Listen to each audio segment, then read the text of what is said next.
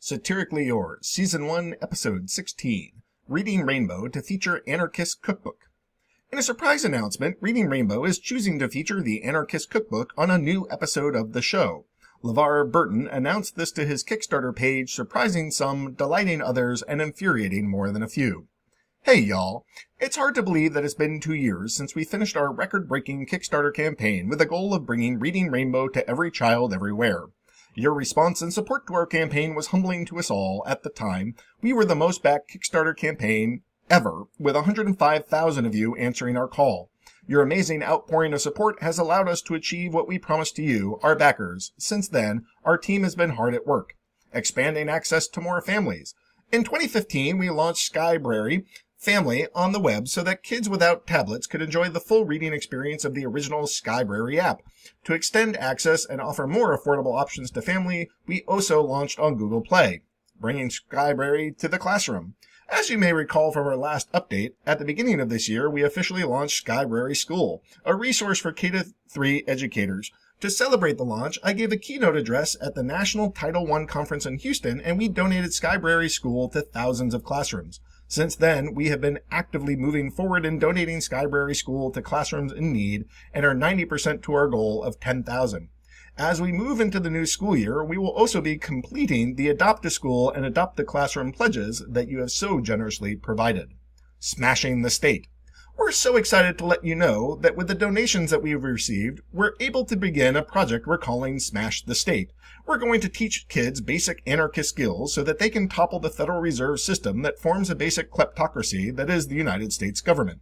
We will start by teaching students about the Anarchists Cookbook and then move on to other classics as we hone in on the right message. Michael Ferretti, local superintendent of schools in Dearborn, Michigan, shares some of his concerns.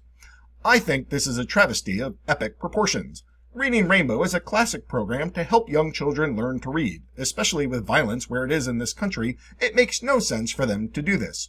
Our classrooms are already overcrowded, and parts of this community are intolerant. How will teaching them tools of violence improve anything? Others are a little less certain, however. 3 blocks down, the local protesters gathered in a daytime vigil to protest another killing of an unarmed child. Police say they feared for their lives when they saw the toddler with a bottle of soap in his hands while the back of his wheelchair faced the cops.